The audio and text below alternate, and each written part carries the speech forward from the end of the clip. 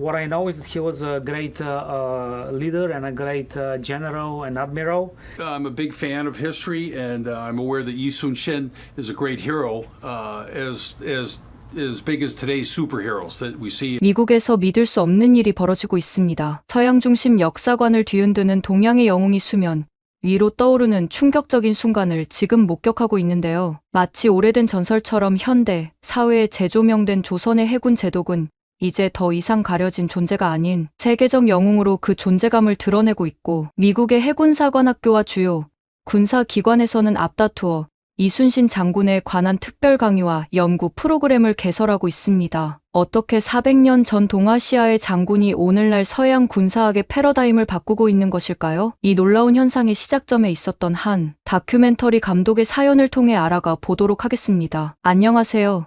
저는 마이클 스톤입니다. 카메라 앞에 선 남자의 눈빛에는 20여 년간 숱한 전장을 카메라에 담아온 다큐멘터리 감독의 관록이 스며 있었습니다. 그의 뒤로는 넓은 사무실 벽에 상패들이 빼곡히 걸려 있었죠. 호리호리한 체격의 마이클은 소파에 앉아 친근한 미소를 지었습니다. 마이클은 지난 20년간 넬슨 제독, 아이젠하워 장군, 윈스턴 처칠과 같은 서양의 전쟁 영웅들의 관한 다큐멘터리를 만들어 왔습니다. 이들의 삶과 업적은 서양 역사의 큰 줄기를 형성했고 많은 사람들에게 영감을 주었죠. 마이클의 목소리는 차분했지만 그의 눈빛에서는 새로운 모험을 앞둔 설렘이 느껴졌습니다. 그는 노트북을 열며 생각에 잠겼어요. 그런데 지난달 마이클은 유튜브 알고리즘을 통해 전혀 생소한 이름 하나를 발견했습니다. 이순신이라는 이름이었어요. 처음에는 그저 호기심으로 클릭했죠. 미국 워싱턴 해군대학의 에드워드 블레어 교수가 진행한 강연이었습니다. 화면이 전환되며 강연장 영상이 나타났습니다. 백발의 교수가 확신에 찬 목소리로 외치고 있었습니다. 세계 최고의 해군 사령관은 영국의 넬슨이 아니라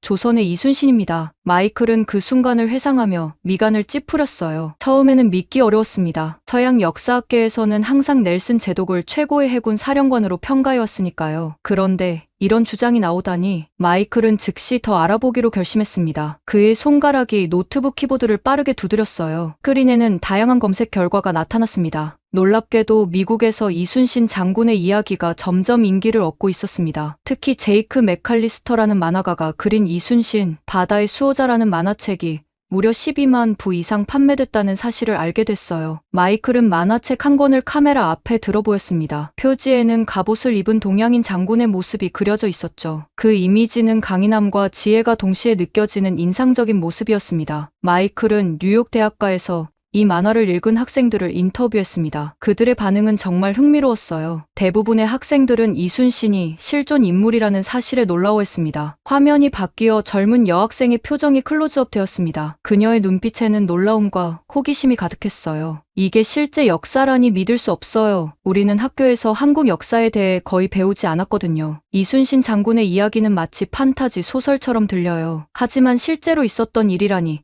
정말 놀랍습니다. 다시 마이클의 모습으로 돌아왔습니다. 그의 얼굴에는 결연한 표정이 역력했어요. 눈빛에는 결심이 서린 채 창밖을 바라보았습니다. 그날 밤 마이클은 큰 결심을 했습니다. 이순신 장군에 대한 다큐멘터리를 만들어야겠다고 말이죠. 서양 중심적 시각에서 벗어나 세계 역사의 또 다른 거인을 조명하는 작업이 필요하다고 생각했어요. 마이클의 사무실 장면이 나오며 그가 서류를 정리하는 모습이 보였습니다. 그의 책상 위에는 이순신에 관한 자료들이 쌓여 있었고 컴퓨터 화면에는 다큐멘터리 기획안이 띄워져 있었습니다. 하지만 모든 시작이 그렇듯 이 프로젝트도 쉽게 시작되지는 않았습니다. 마이클이 CNN 본사에 기획안을 제출했을 때 팀장인 로버트는 곧바로 우려의 표정을 지었습니다. 회의실 장면이 나타났고 마이클과 로버트가 마주 앉아있는 모습이 보였어요. 로버트의 눈빛에는 회의적인 기색이 역력했습니다. 창문으로 들어오는 오후의 햇살이 두 사람 사이의 긴장감을 더욱 선명하게 비추고 있었습니다. 로버트는 서류를 넘기며 눈살을 찌푸렸습니다. 미국 시청자들이 한국의 장군에 대해 관심을 가질지 의문이라는 듯 고개를 저었습니다. 게다가 400년도 더 전의 이야기라면 마이클은 로버트의 우려에 공감하면서도 이것은 단순한 전쟁 영웅의 이야기가 아니라고 설명했습니다. 이순신은 불가능한 상황에서도 포기하지 않는 인간 정신의 위대함을 보여주는 인물이라고요. 이런 이야기는 국경과 시대를 초월하는 가치가 있다고 강조했습니다. 그의 목소리에는 확신과 열정이 실려 있었습니다. 장면이 다시 현재의 마이클로 돌아왔습니다. 그의 눈빛에는 이제 확신이 가득했죠. 창문 너머로 뉴욕의 스카이라인이 펼쳐져 있었습니다. 결국 마이클은 CNN을 설득하는데 성공했습니다. 그리고 그것이 그의 인생을 바꾸는 여정의 시작이었어요. 이제 그는 서양 중심의 역사관에서 벗어나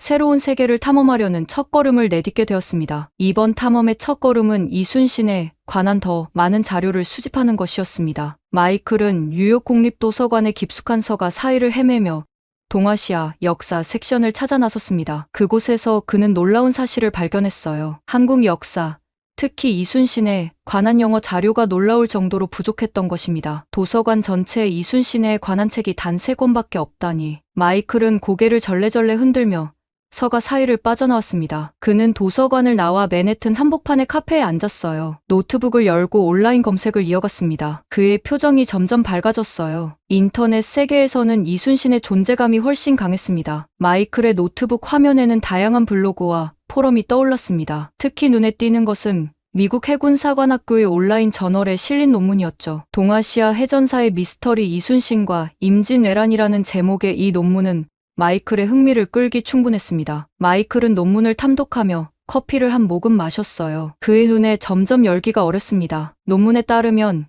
이순신은 단순한 전술가가 아니라 혁신적인 전략가였습니다. 그의 리더십은 현대 군사학에서도 연구할 가치가 있었죠. 특히 명량해전은 세계 해전사에서 가장 놀라운 승리 중 하나로 평가받고 있었습니다. 13척의 배로 330척을 물리쳤다고? 이건 거의 믿기 어려운 수준인데. 마이클은 고개를 들어 창밖을 바라보았습니다. 그의 머릿속에서는 이미 다큐멘터리의 장면들이 그려지기 시작했어요. 당시 조선의 바다, 그 위를 가르는 거북선, 목숨을 걸고 싸우는 병사들의 모습이 떠올랐습니다. 이후 며칠 동안 마이클은 소셜미디어를 통해 이순신에 관심을 가진 미국인들을 찾아 나섰습니다. 놀랍게도 그는 생각보다 많은 사람들이 이순신을 알고 있다는 사실을 발견했어요. 특히 이순신 팬클럽이라는 페이스북 그룹은 15,000명이 넘는 회원을 보유하고 있었습니다. 마이클은 이 그룹의 관리자인 제니퍼, 김과 화상통화를 연결했습니다. 화면 속의 제니퍼는 30대 초반의 한국계 미국인으로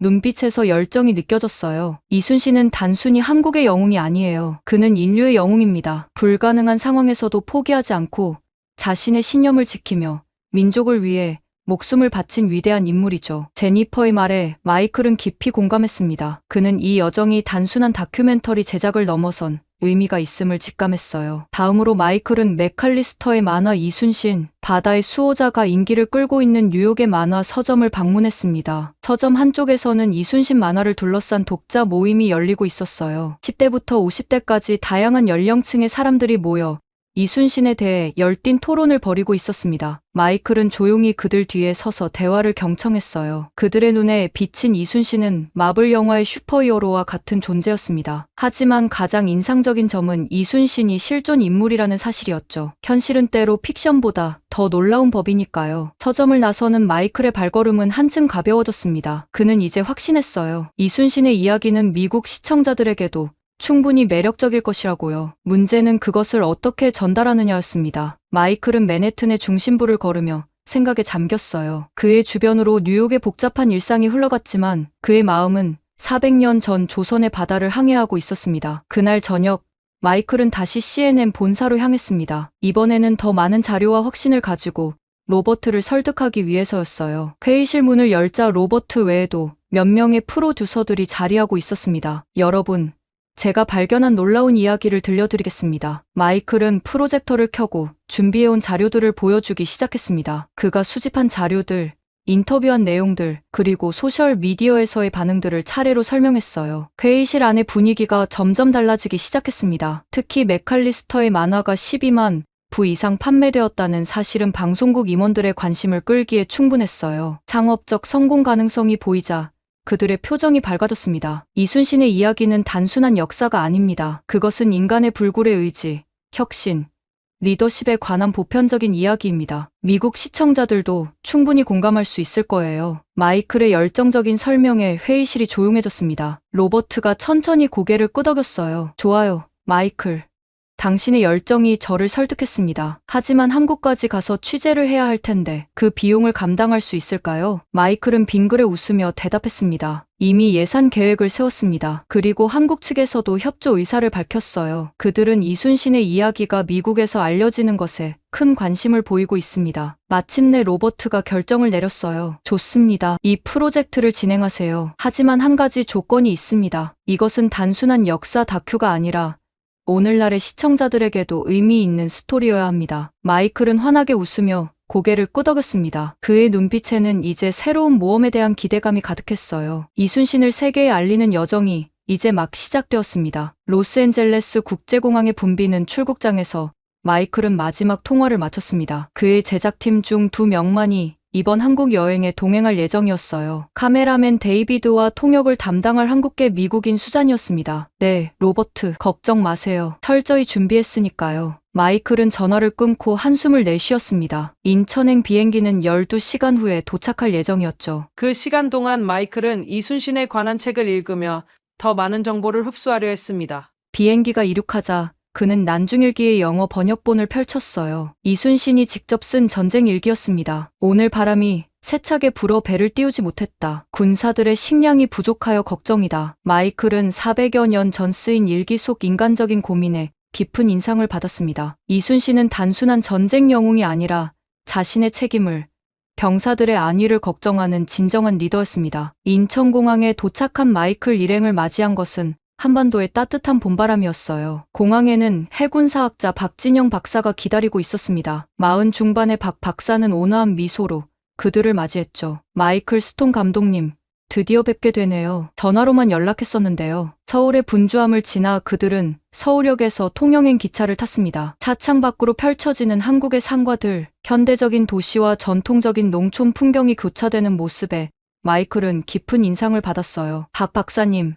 한국인들에게 이순신은 어떤 존재인가요? 박 박사의 눈빛이 깊어졌습니다. 이순신은 우리에게 단순한 역사적 인물이 아닙니다. 그는 국가적 영웅이자 리더십의 표본이죠. 어려운 시절마다 한국인들은 이순신의 정신을 떠올립니다. 기차가 통영에 도착했을 때 마이클은 이미 한산도 방문에 대한 기대로 가득 차 있었어요. 그곳은 이순신이 한산대첩을 승리로 이끈 역사적인 장소였습니다. 한산도로 향하는 작은 배 위에서 마이클은 창백한 표정으로 수평선을 바라보았습니다. 잔잔해 보이던 바다가 갑자기 거칠어진 것이었죠. 파도가 배의 측면을 때릴 때마다 그는 불안한 시선으로 박 박사를 쳐다보았습니다. 이런 날씨에도 이순신은 출전했나요? 박 박사가 웃으며 고개를 끄덕였어요. 이순신은 풍랑을 전술적으로 활용했습니다. 자연을 아군으로 만든 셈이죠. 마침내 한산도에 도착한 일행은 표지판을 따라 이순신의 지휘소가 있었던 곳으로 향했습니다. 정상에 올라 마이클은 숨을 들이켰어요. 눈앞에 펼쳐진 바다는 마치 거대한 전략 보드 게임 같았습니다. 여기서 이순신은 모든 것을 내려다볼 수 있었군요. 박 박사가 주변 지형을 가리키며 설명했습니다. 한산도 앞바다의 좁은 해협은 이순신의 하객진 전술의 완벽한 무대였어요. 적을 좁은 곳으로 유인한 후 양쪽에서 공격하는 전술이죠. 마이클은 메모를 하며 고개를 끄덕였습니다. 이순신의 전술적 천재성이 이해되기 시작했어요. 그는 단순히 용감한 것이 아니라 철저한 계산과 준비를 통해 승리를 이끌어냈던 것입니다. 다음 날 그들은 통영의 이순신 기념관을 방문했습니다. 그곳에서 마이클은 거북선의 실물 크기 모형을 볼 수 있었어요. 이것이 세계 최초의 철갑선이라니 넬슨의 시대보다 수백 년 앞섰네요. 거북선의 내부를 살펴보며 마이클은 깊은 감명을 받았습니다. 지붕의 쇠못들, 용머리에서 나오는 연기, 노를 젓는 구조까지 모든 것이 당시로서는 혁신적인 기술이었죠. 저녁에 숙소로 돌아온 마이클은 노트북을 펼쳤습니다. 그는 넬슨과 이순신을 비교하는 표를 만들기 시작했어요. 넬슨은 강대국 영국의 전폭적인 지원을 받았지만 이순신은 오히려 자국의 정치적 박해 속에서도 승리를 이끌어냈다는 점이 가장 큰 차이였습니다. 마이클은 창밖의 어둠을 바라보며 생각에 잠겼어요. 과연 이순신을 다큐 주제로 삼는 것이 맞을까? 그는 서양 시청자들이 낯선 동양의 인물에 공감할 수 있을지 의문이 들었습니다. 그때 박 박사가 그에게 작은 책 한 권을 건넸어요. 이순신의 난중일기 원본입니다. 번역본과 함께 읽어보세요. 그날 밤 마이클은 밤새도록 이순신의 일기를 읽었습니다. 전쟁의 참혹함, 부하들에 대한 걱정, 자신의 부족함을 성찰하는 대목들. 이순신의 인간적인 면모가 생생하게 다가왔어요. 어머니가 돌아가셨다는 소식을 들었으나 나라가 위급하여 곡을 하지 못하고 눈물만 흘린다. 마이클의 눈에 눈물이 고였습니다. 그는 이순신이 단순한 영웅이 아니라 시대를 초월한 리더이자 인간임을 깨달았어요. 그 순간 마이클은 확신했습니다. 이순신의 이야기는 세계가 알아야 할 가치가 있다고요. 다음날 아침 마이클과 그의 팀은 진도로 향했습니다. 명량해협을 직접 보기 위해서였죠. 버스 창문 너머로 한국의 남해안 풍경이 빠르게 스쳐 지나갔습니다. 푸른 산과 바다가 어우러진 그림 같은 풍경이었어요. 박 박사님, 명량해전이 이순신의 가장 위대한 승리라고 하셨죠? 박 박사는 고개를 끄덕이며 말했습니다. 네. 대부분의 역사학자들이 그렇게 평가합니다. 13척으로 330척을 상대한 불가능한 승리였으니까요. 버스가 명량해협 근처에 도착했을 때 마이클은 창밖으로 보이는 좁은 바다를 주시했습니다. 그곳은 생각보다 훨씬 좁았어요. 양쪽의 섬들 사이로 바닷물이 거세게 흐르고 있었죠. 이 물살이 굉장하네요. 마치 강물 같아요. 박 박사가 설명했습니다. 그렇습니다. 명량해협의 물살은 세계에서 손꼽힐 정도로 빠릅니다. 하루에 2번씩 방향이 바뀌죠. 이순신은 이 자연 현상을 완벽하게 이용했습니다. 팀은 배를 타고 해협을 건넜습니다. 물살의 세기를 직접 느끼며 마이클은 감탄했어요. 조선 수군은 이 경류의 흐름을 알고 있었지만 일본 수군은 그렇지 않았던 것이죠. 이것이 천재적인 전략이었습니다. 해안가에 설치된 기념관에서 마이클은 명량해전의 재현 모형을 자세히 살펴보았습니다. 조선의 13척이 일자로 늘어서 있고 일본 함대가 그들을 둘러싸는 형태였어요. 우세한 병력을 역으로 이용한 거군요. 물살이 빠른 좁은 해협에서 많은 배는 오히려 혼란을 가져올 테니까요. 마이클은 카메라맨 데이비드에게 신호를 보내며 말했습니다. 이 장면을 꼭 촬영해야 해. 서양 시청자들이 이 전투의 규모를 이해하려면 시각적인 도움이 필요할 거야. 데이비드가 모형 주위를 돌며 다양한 각도에서 촬영하는 동안 마이클은 박 박사와 함께 이순신의 명언을 논의했습니다. 필사즉생 필생즉사. 죽기를 각오하면 살고 살고자 하면 죽는다. 이 말이 명량해전 직전에 했던 연설 아닌가요? 박 박사가 고개를 끄덕였습니다. 맞습니다. 절망적인 상황에서 부하들을 독려하기 위한 말이었죠. 이 말은 단순한 격려가 아니라 이순신의 인생 철학이었습니다. 마이클은 깊은 생각에 잠겼습니다. 이순신의 이 말은 단순한 군사적 전략을 넘어 인생의 역경에 맞서는 보편적인 지혜를 담고 있었어요. 바로 이것이 그가 찾던 요소였습니다. 시대와 문화를 초월하는 메시지 말이죠. 그날 오후 그들은 이순신이 백성들과 함께했던 진도의 한 마을을 방문했습니다. 역사 기록에 따르면 이순신은 백성들을 섬으로 피난시키고 그들의 식량과 안전을 직접 챙겼다고 해요. 대부분의 장군들은 전투에만 집중하지만 이순신은 민간인들의 안전까지 고려했군요. 박 박사의 설명이 이어졌습니다. 이순신의 리더십은 군사적인 면만이 아니라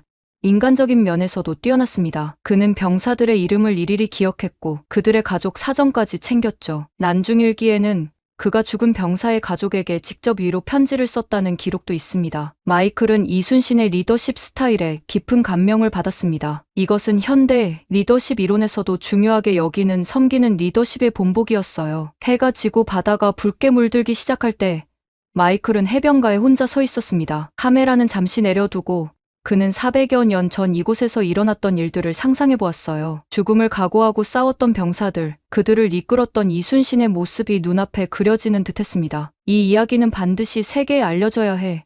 마이클은 결심을 다지며 바다를 바라보았습니다. 그러나 그의 마음 한구석에는 여전히 불안함이 자리하고 있었어요. 과연 CNN의 경영진들이 그리고 미국의 시청자들이 이 이야기에 공감할 수 있을까? 그의 다큐멘터리가 세상에 나온다면 사람들은 어떤 반응을 보일까? 서울의 호텔방에서 마이클은 CNN 본사와 화상회의를 진행하고 있었습니다. 창밖으로는 밤에 서울이 반짝이고 있었지만 그의 마음은 무거웠어요. 화면 속 로버트의 표정이 심상치 않았기 때문입니다. 마이클, 경영진에서 우려의 목소리가 나오고 있어. 다른 채널들의 시청률 조사 결과를 봤는데 동양 역사 다큐멘터리의 성적이 좋지 않았어. 마이클은 깊은 한숨을 내쉬었습니다. 조사와 촬영에 열중하느라 CNN 내부의 분위기 변화를 감지하지 못했던 것이죠. 로버트가 계속 말을 이었어요. 솔직히 말해서 임원들 중에는 이 프로젝트를 축소하거나 아예 취소해야 한다는 의견도 있어. 미국 시청자들이 아시아 장군 이야기에 관심을 가질까라는 의문이 제기되고 있지. 화상회의가 끝난 후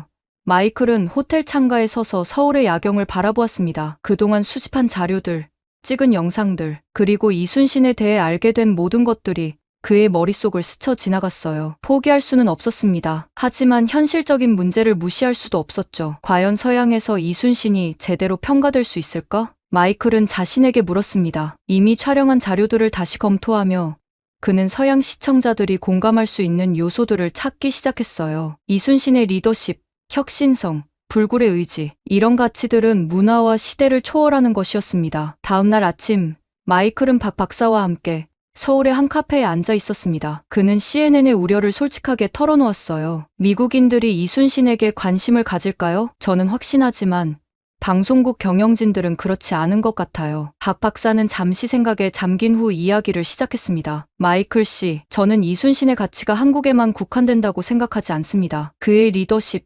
혁신적인 사고, 그리고 무엇보다 역경 속에서도 굴하지 않는 정신은 시대와 국경을 초월합니다. 사실 미국의 건국 영웅들과 비슷한 점이 많아요. 그 말에 마이클은 눈을 빛냈습니다. 맞습니다. 이순신은 불가능에 맞서 싸웠던 사람이었어요. 그것은 미국 정신의 핵심이기도 했죠. 갑자기 그의 머릿속에 아이디어가 번뜩였습니다. 박 박사님, 우리가 접근법을 바꿔야 할 것 같아요. 이순신을 한국의 영웅으로만 그리는 것이 아니라 인류의 영웅으로 그려야 합니다. 그의 이야기가 오늘날 우리에게 주는 의미에 초점을 맞추는 거죠. 마이클은 곧바로 제작 노트를 다시 작성하기 시작했습니다. 역사적 사실은 그대로 두되 서술 방식을 바꾸는 것이었어요. 이순신의 리더십 원칙, 혁신적 사고, 위기 관리 능력 등을 현대적 관점에서 재해석하려고 했습니다. 그날 저녁, 마이클은 새로운 방향성을 담은 이메일을 CNN 본사에 보냈습니다. 그는 이순신의 이야기가 단순한 역사적 서술이 아니라 오늘날의 리더십과 혁신,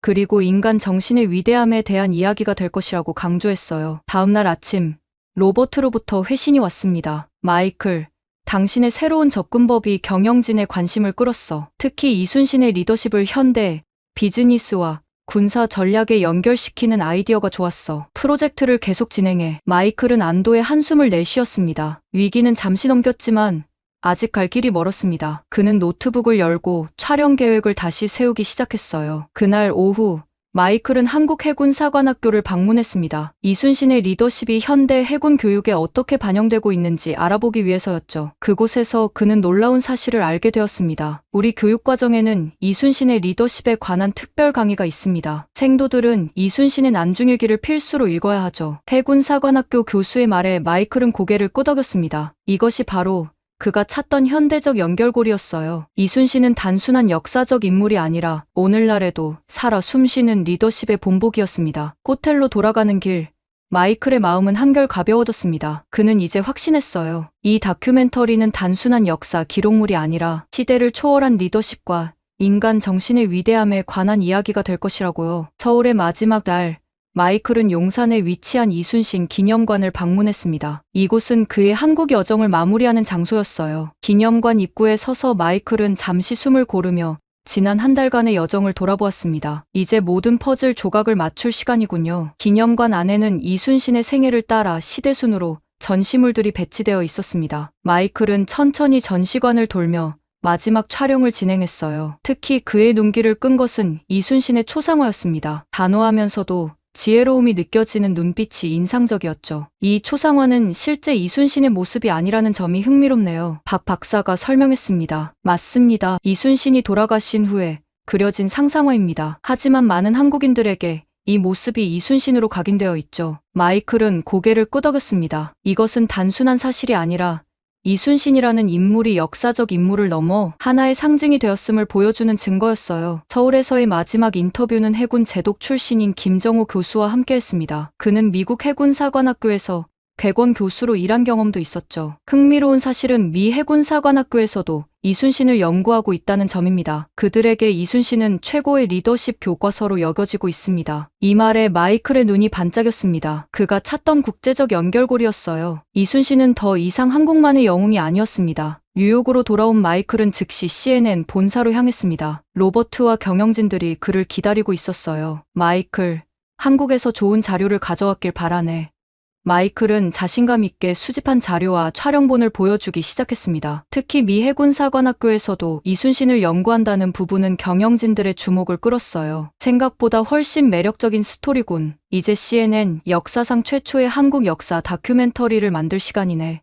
마이클의 얼굴에 환한 미소가 번졌습니다. 마침내 그의 프로젝트가 공식적으로 승인된 것이었어요. 이제 이순신은 동양의 영웅이 아닌 세계가 기억해야 할 인물입니다. 마이클은 다큐멘터리의 마지막 나레이션을 녹음하며 감회에 젖었습니다. 6개월의 제작 기간 동안 그는 이순신의 삶과 업적을 통해 자신도 변화했음을 느꼈어요. 서양 중심적 역사관에서 벗어나 더 넓은 세계를 보게 된 것이죠. 녹음실을 나서는 마이클의 발걸음은 가벼웠습니다. 로비에서 그를 기다리던 로버트가 환한 미소로 다가왔어요. 축하해, 마이클. 시사회 반응이 놀라웠어. 특히 군사 전문가들과 역사학자들의 평가가 매우 긍정적이야. 마이클은 고개를 끄덕이며 미소를 지었습니다. 지난 6개월간의 노력이 헛되지 않았음을 느꼈어요. 그가 가장 기뻤던 것은 일반 시청자들의 반응이었습니다. 예상과 달리 많은 미국인들이 이순신의 이야기에 깊은 감동과 영감을 받았다는 사실이었죠. 역경 속에서도 포기하지 않는 의지, 혁신적인 사고, 부하와 백성을 먼저 생각하는 리더십, 이런 가치들은 국경과 시대를 초월하는 것 같아요. 마이클은 자신의 다큐멘터리가 단순한 영상물이 아니라 동서양의 편견을 허물고 진정한 리더십의 가치를 전달하는 매개체가 되길 바랐습니다. 그의 바람은 현실이 되고 있었어요. 다큐멘터리 공개 후 마이클은 여러 대학과 기관에서 강연 요청을 받았습니다. 특히 미 해군사관학교의 초청은 그에게 특별한 의미가 있었어요. 그곳에서 마이클은 미래의 해군 장교들에게 이순신의 리더십에 대해 이야기했습니다. 이순신 장군은 여러분에게 중요한 교훈을 남겼습니다. 그것은 바로 불가능해 보이는 상황에서도 포기하지 않는 의지, 혁신적인 사고, 그리고 섬기는 리더십의 중요성입니다. 강연을 마치고 나오는 길, 마이클은 문득 한국에서의 마지막 날을 떠올렸습니다. 박 박사와 함께 한산도의 언덕에 서서 바다를 바라보던 그 순간이요. 박 박사가 했던 말이 그의 귓가에 맴돌았어요. 이순신의 진정한 위대함은 단순한 군사적 승리가 아니라 역경 속에서도 자신의 신념을 지키고 백성과 나라를 위해 헌신한 정신에 있습니다. 마이클은 이제 그 말의 의미를 온전히 이해했습니다. 이순신은 단순한 역사적 인물이 아니라 오늘날 우리에게도 큰 영감을 주는 시대를 초월한 리더였던 것이죠. 다큐멘터리의 마지막 장면은 울돌목의 일몰이었습니다. 붉게 물든 바다 위로 이순신의 동상이 우뚝 서 있는 모습이요. 마이클의 나레이션이 그 장면 위에 흐르고 있었습니다. 이순신 장군은 우리에게 질문을 던집니다. 불가능한 상황에서 우리는 어떻게 행동해야 하는가? 리더란 무엇인가? 그리고 우리는 어떤 가치를 위해 살아가야 하는가? 이 질문들은 400여 년이 지난 지금도 여전히 유효합니다. 이순신의 이야기를 통해 우리는 진정한 리더십과 인간 정신의 위대함을 배우게 됩니다. 화면이 서서히 페이드아웃되며 다큐멘터리는 끝이 났습니다. 하지만 마이클에게 이순신의 이야기는 끝나지 않았어요. 그는 이제 새로운 미션을 가지게 되었습니다. 이순신의 이야기를 더 많은 사람들과 나누는 것이요. 이순신의 이야기를 공유해 주세요. 그것은 단순한 역사가 아니라 오늘날 우리에게도 큰 영감을 주는 보편적인 메시지입니다. 마이클은 창밖으로 뉴욕의 스카이라인을 바라보며